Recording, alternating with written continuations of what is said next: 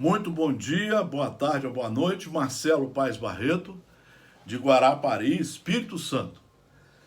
Aqui eu estou no meu escritório com mais de 3.000, 4.000 livros de espiritismo e de direito.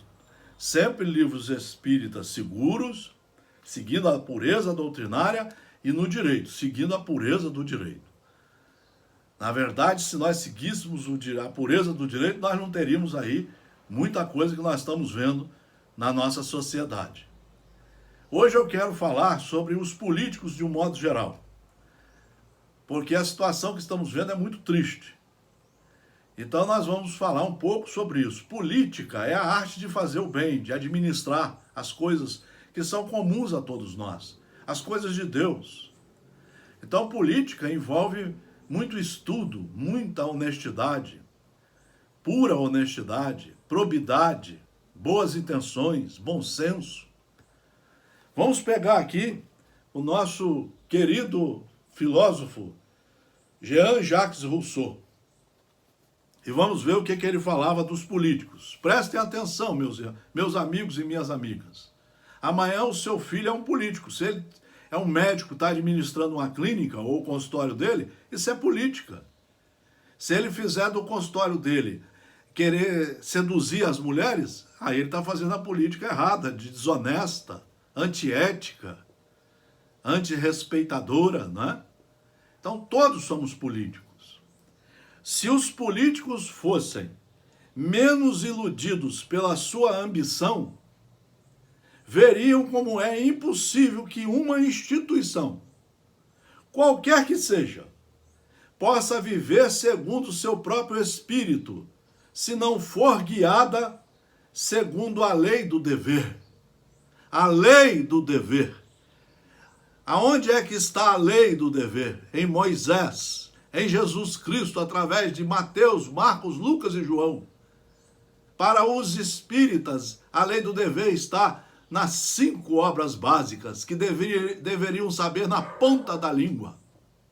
Na ponta da língua. Para se transformarem em políticos honestos, direitos. Quem faz uma palestra espírita está trabalhando a política, está divulgando, deveria divulgar corretamente a obra de Deus.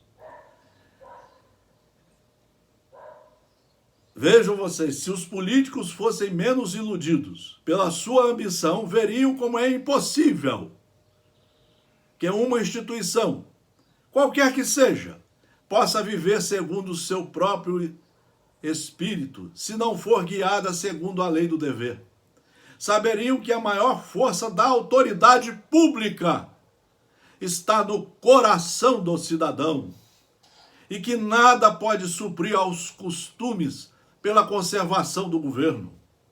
Não é necessário apenas gente de bem que saiba administrar as leis, mas gente honesta, de fato, que saiba obedecê-las. Jean-Jacques Rousseau já falava isso, mostrando o que é o estudo da lei, como que devemos nos comportar na sociedade, aonde estivermos. Aonde estivermos. Mas aqui na frente, na sua mesma obra, diz ele, esta passagem do estado de natureza para o estado civil, que é o estado que nós vivemos hoje. Nós estamos numa república, diz a Constituição Federativa do Brasil.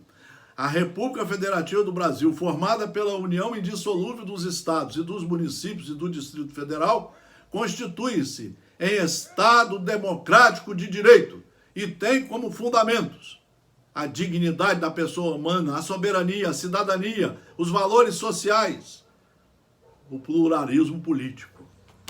Então nós temos que conhecer as leis. Esta passagem do estado de natureza ao estado civil produz no homem uma mudança notabilíssima, substituindo em sua conduta o instinto pela justiça. A justiça é um dos filamentos sublimes da lei. Para você ser justo, você precisa estudar a lei de Deus e a lei dos homens, na sua pureza. e dando às suas ações a moralidade de que não dispunha anteriormente. É só então que a voz do dever, sucedendo ao impulso físico e o direito ao apetite, o homem que até então apenas havia olhado para si, orgulho, vaidade, ciumento, invejoso, odiento, é forçado a agir tomando como base outros princípios. Esses outros princípios ele vai ter que estudar nas leis de Deus e nas leis dos homens. Outros princípios. E consultando sua razão antes de ser influenciado por suas más tendências.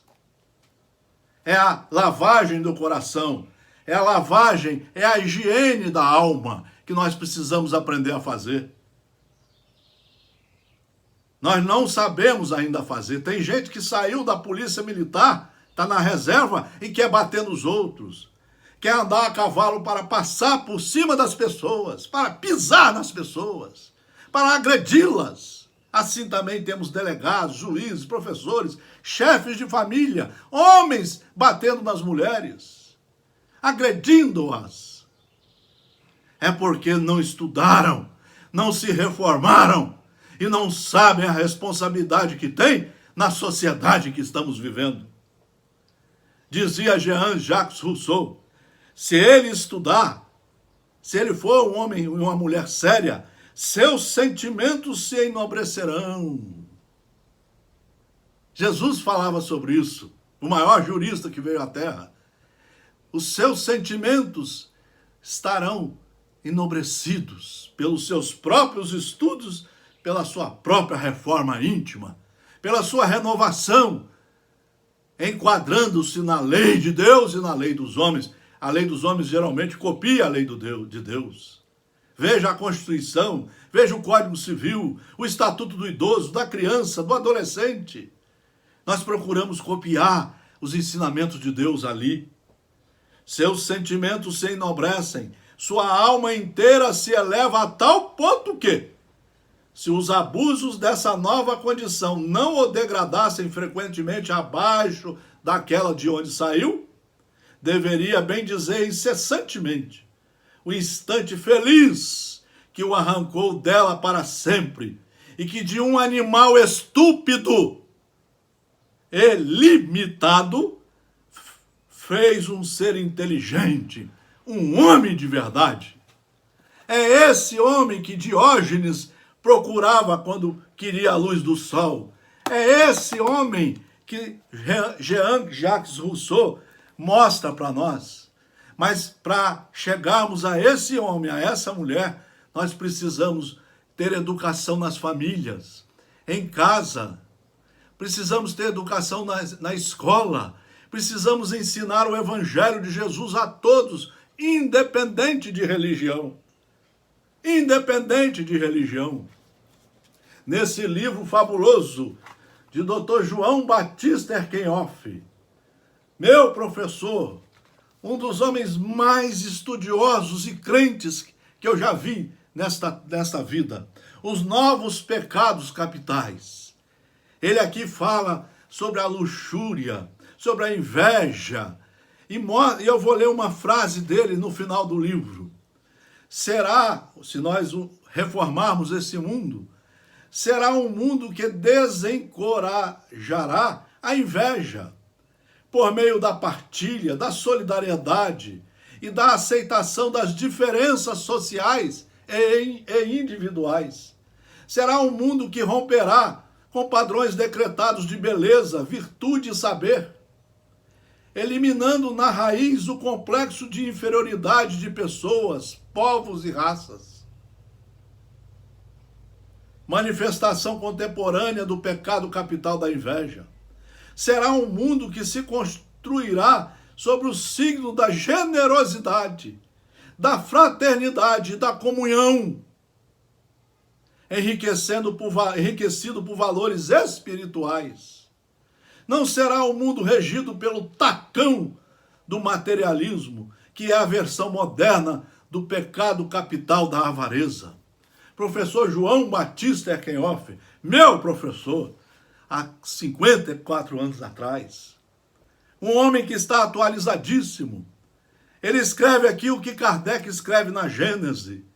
Está faltando a reforma moral para que nós saibamos implementar primeiro em nós e em nossa sociedade a fraternidade, a confraternização, o respeito integral a tudo e a todos. E eu termino esse bate-papo sobre a política, lembrando que a política é o administrador da família, o pai e a mãe. O religioso, aonde ele estiver, ele é um político. Por isso ele tem que se preparar. Não podemos continuar nessa sociedade que ninguém quer estudar, ninguém quer ler coisas sérias. Nós só queremos passar com o cavalo em cima dos outros. É denigrir as imagens. Nesse livro fabuloso, Impermanência e Imortalidade, pelo espírito de Carlos Torres Pastorino, editora FEB, Ética e Razão, como fundamentos essenciais da nova crença do homem livre. Tornam-se diretrizes de segurança para a descoberta dos valores espirituais que dormem no imo ou que já despontam orientando os rumos do futuro. O homem ético é, sobretudo, racional, porque estuda, e nobre por instinto, conhece as regras do bem proceder. Estudo, conhece as regras do bem proceder e do bem servir, dispensando palavras encomiásticas e posições relevantes. Por saber que o seu valor é interno e as suas são qualidades inerentes a todos os demais, com a diferença de as haver descoberto e aprimorá-las com afinco, de modo a torná-las alicerces de sua evolução. Meus queridos amigos, um lindo dia e que a gente possa refletir em Jesus, Mateus, Marcos, Lucas e João, no livro fabuloso que pode ser lido por todas as religiões, o livro dos Espíritos, onde temos 4.000 itens a serem estudados.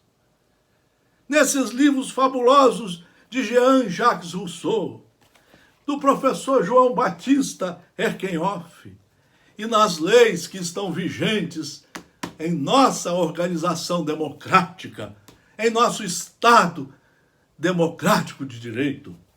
Fora do estudo, não há como ser um bom político. Fora da reforma íntima, não há como ser um bom cidadão.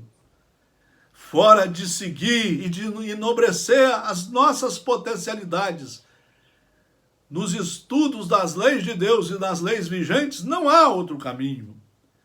Grandes reflexões, bons pensamentos, divulguemos essas mensagens com afinco, com firmeza, porque fora do conhecimento não saberemos nos guiar, nos dirigir para o caminho do bem.